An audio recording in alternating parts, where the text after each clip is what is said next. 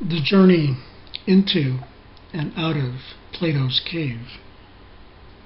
Imagine human beings living in an underground, cave-like dwelling with an entrance a long way up, which is both open to the light and as wide as the cave itself. They've been there since childhood, fixed in the same place with their necks and legs fettered, able to see only in front of them because their bonds prevent them from turning their heads around. Light is provided by a fire burning far above and behind them. Also behind them, but on higher ground, there is a path stretching between them and the fire. Imagine that along this path, a low wall has been built, like the screen in front of puppeteers, above which they show their puppets. Imagine that there are people along the wall carrying all kinds of artifacts that project above it, statues of people and other animals made out of stone, wood, and every material. And as you'd expect, some of the carriers are talking and some are silent.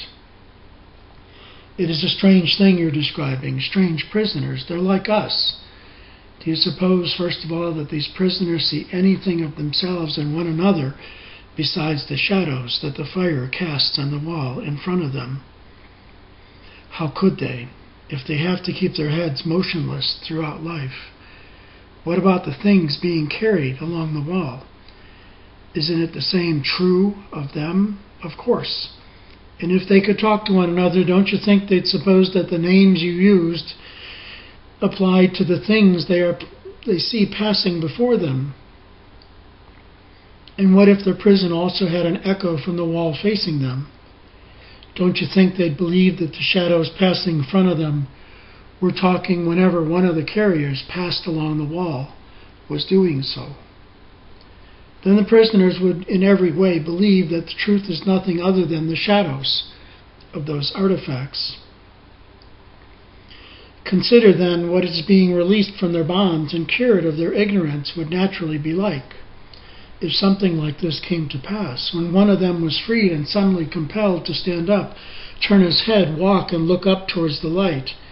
He'd be pained and dazzled and unable to see the things whose shadows he'd seen before. What do you think he'd say if we told him that what he'd seen before was inconsequential, but that now, because he is a bit closer to the things that are, and is turned towards things that are more, he sees more correctly? Or to put it another way, if we pointed out to each of these things passing by, asked him what each of them is, and compelled him to answer, don't you think he'd be at a loss, that he'd believe that the things he saw earlier were truer than the ones he was now being shown? And if someone compelled him to look at the light itself, wouldn't his eyes hurt, and wouldn't he turn around and flee towards the things he's able to see, believing that they're really clearer than the ones he's been shown? And if someone dragged him away from there by force, up the rough, steep path, and didn't let him go until he had been dragged into the sunlight, wouldn't he be pained and irritated at being treated that way? And when he came into the light with the sun filling his eyes, wouldn't he be unable to see single one of the things now said to be true? I suppose then that he'd need time to get adjusted before he could see things in the world above. At first he'd see shadows most easily, then images of men and other things in water, then the things themselves. Of these he'd be able to study the things in the sky and the sky itself more easily at night, looking at the light of the stars and the moon, than during the day, looking at the sun and the light of the sun. I suppose he'd be able to see the sun, not images of it in water or some alien place, but the sun itself in its own place. And at this point he would infer and conclude that the sun provides the seasons and the years, governs everything in the visible world, and is in some way the cause of all the things that he used to see. What about when he reminds himself of his first dwelling place, his fellow prisoners, and what passed for wisdom there? Don't you think that he'd count himself happy for the change and pity the others? And if there had been honors, prizes, or praises among them for the one who was sharpest at identifying the shadows as they passed by, and who best remembered, which usually came earlier, which later, and which simultaneously, and who could thus best divine the future, you'd think that our man would desire these rewards or envy those among the prisoners who were honored and held power. Instead, wouldn't he feel with Homer that he'd much prefer to work the earth as a serf to another without possessions and go through any sufferings, rather than share their opinions and live as they do? If this man went down into the cave again and sat down in his seat, wouldn't his eyes, coming suddenly out of the sun like that, be filled with darkness?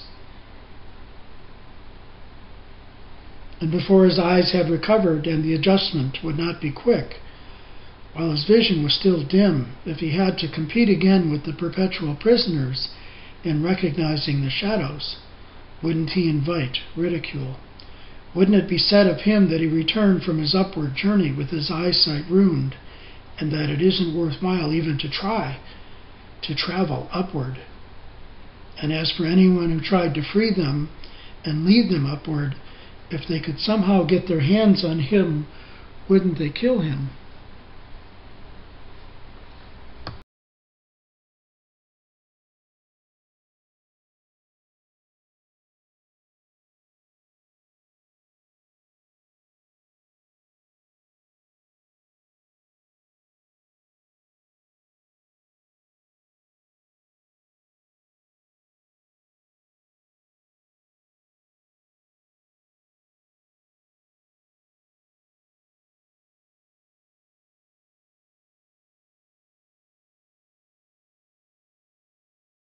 Yeats. The second coming. Turning, turning in the widening gear. The falcon cannot hear the falconer. Things fall apart. The center cannot hold. Mere anarchy is loosed upon the world. The blood-dimmed tide is loosed, and everywhere the ceremony of innocence is drowned. The best lack all conviction, while the worst are full of passionate intensity. Surely some revelation is at hand. Surely the second coming is at hand. The second coming. Hardly are those words out when a vast image out of the spiritus mundi troubles my sight.